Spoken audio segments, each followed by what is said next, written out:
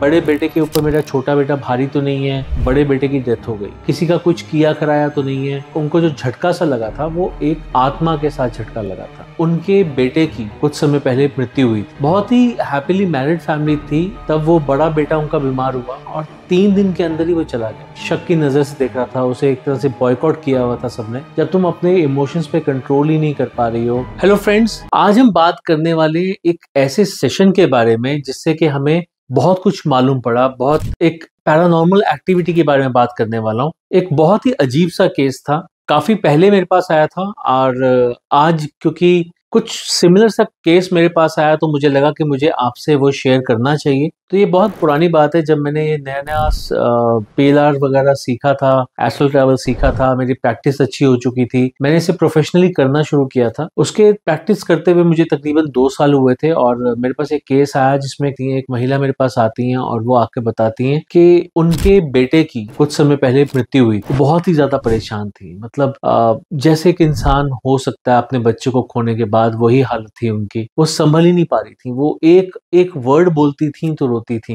एक मतलब छोटी सी छोटी बात भी बता रही हैं तो रो पड़ती थी। मन भर आता था उनका। बहुत ही ज्यादा परेशान थी।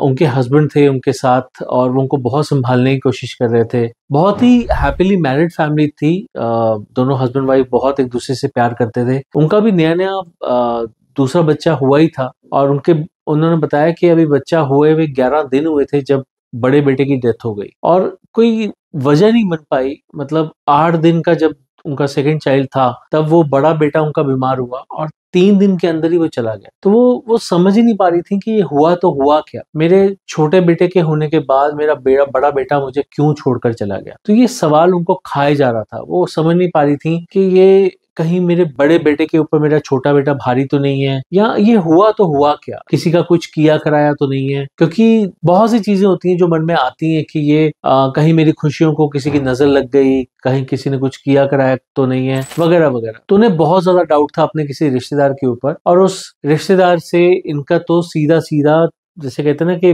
वाद विवाद भी हो गया था, बहस हो गई थी। इन्होंने तो उसको ब्लेम भी कर दिया था कि तुम्हारी वजह से मेरा बेटा गया है। तो मतलब बहुत ही चीजें खराब हो चुकी थी।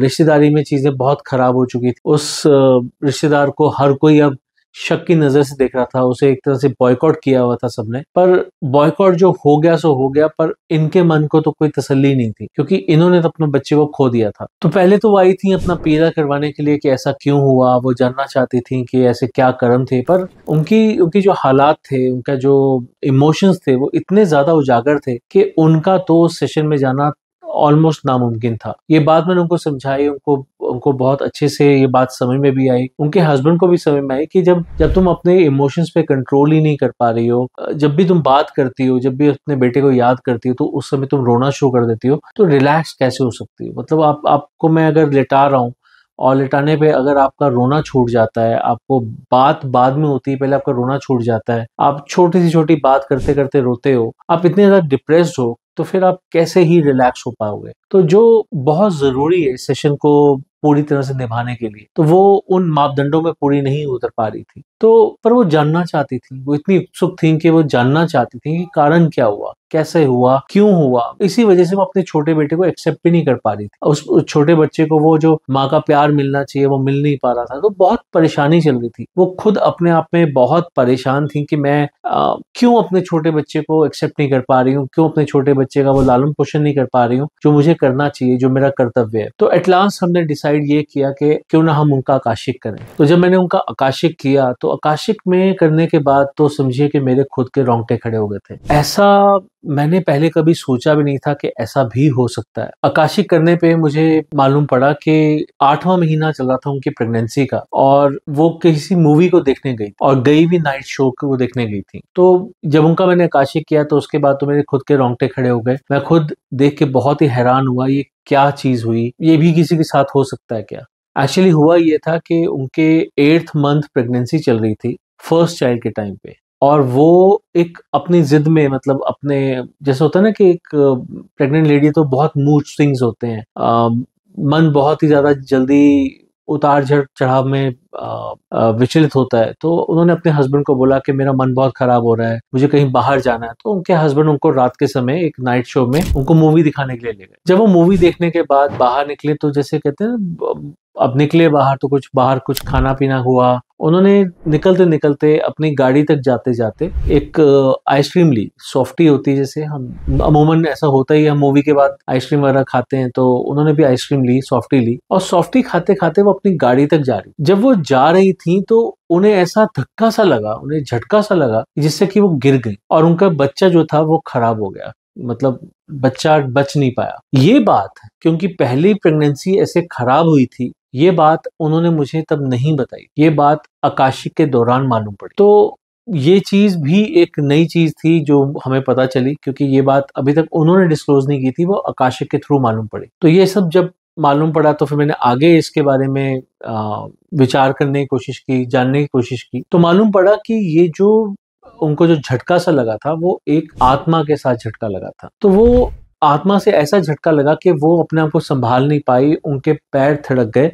और क्योंकि आत्मा के पास शरीर नहीं है पर उसके अंदर एक वेग है, उसके अंदर एक एनर्जी है, तो वो इतनी स्पीड से निकल रही थी कि जिसकी वजह से कि उनको झटका सा लगा और वो बच नहीं पाई, वो थोड़ी सी थिड़क सी गई, और थिड़कने की वजह से वो अपने आप को क्योंकि मैनेज नहीं कर पाई, कंट्रोल नहीं कर पाई, इस वजह से वो गिर गई, और गिरने की वजह से बच्चा जो था वो नष्ट हो गया। अब हुआ ये कि उसके बाद जब उनकी प्रेगनेंसी हुई, जब कंसीविंग हुई, तो उसके बाद उनको कई लोगों ने बोला कि बेटा जब प्रेगनेंसी होती है तो ज्यादा बाहर नहीं निकलते। तो इस चीज का उन्होंने बहुत ख्याल रखा, क्योंकि पहले वो इस चीज के लिए भुगतभोगी हो चुकी थी, पहले वो इस चीज का खमियाजा भुगत चुकी थी। इसलिए उन्होंने उस टाइम पीरियड के दौरान, अपनी प्रेगनेंसी के दौरान बिल्कुल भी बाहर निकलना बंद कर दिया था। वो घर के अंदर ही रहती थी, बहुत प्रिकॉशन के साथ रहती थी। उनके पास मेड थी, उनके पास उनकी ननद थी, उनके पास उनकी माँ से अच्छी उनकी सास थी। तो वो सारे के सारे उन्हें बहुत अच्छे से, प्यार के साथ, दुलार के साथ बहुत अच्छे से उनको मैनेज कर पा रहे थे। तो उनका कहना ये था कि उनकी जो डिलीवरी हुई वो बहुत अच्छी डिलीवरी हुई, बहुत सेहतमंद बच्चा पैदा हुआ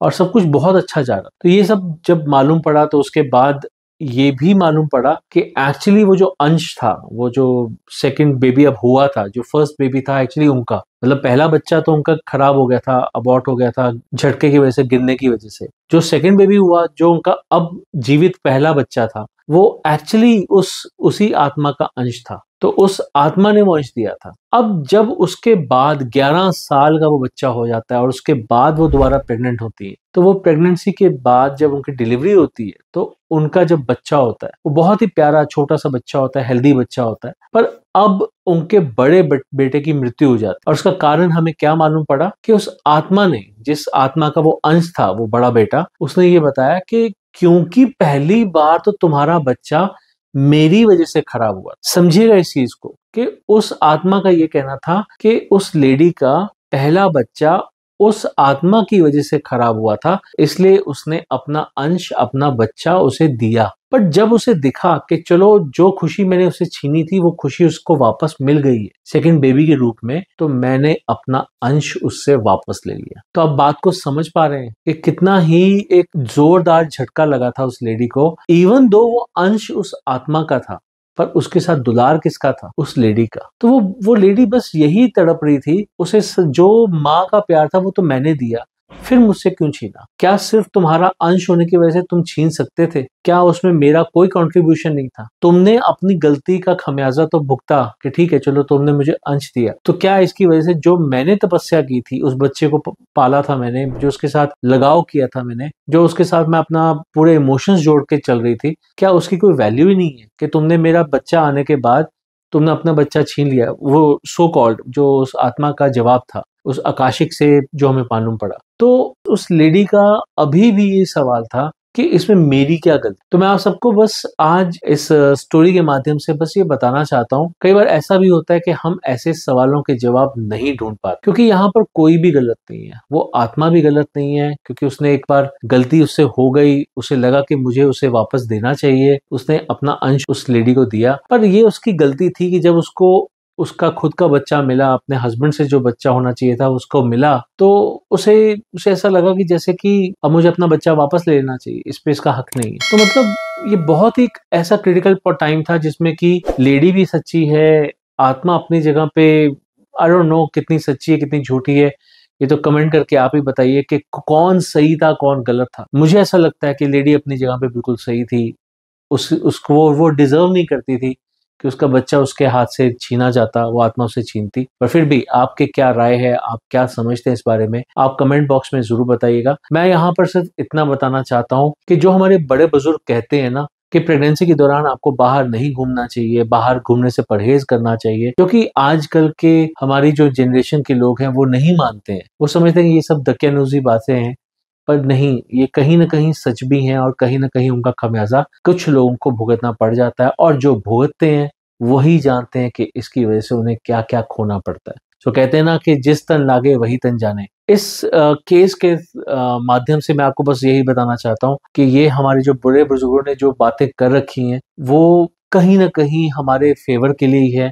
हमें उन्हें कहीं ना कहीं मानना चाहिए। और मैं उम्मीद करता हूँ कि अगर आप भी किसी को जानते हैं जो कि प्रेग्नेंट हैं और वो अगर अपने आप में परहेज रखें इन चीज़ों का, तो मेरे को उम्मीद है कि वो बहुत अच्छी उनकी डिलीवरी जाए, बच्चे सेहतमंद पैदा हों और हम सब हमेशा खुश रहें। सो विद दैट थॉट मैं उम्मीद करता हूँ कि आपको ये वीडियो पसंद आया होगा। अगर आपको हमारा आज का वीडियो पसंद आया हो तो प्लीज़ इसे लाइक कीजिएगा, ज़्यादा से ज़्यादा लोगों से शेयर कीजिएगा, ताकि ये एक मैसेज जो है ये लोगों तक पहुँच सके। अगर आपने हमारे चैनल को अभी तक सब्सक्राइब नहीं किया है तो प्लीज़ इसे सब्सक्राइब कीजिए और अपना प्यार यूं ही बरसाते रहिए।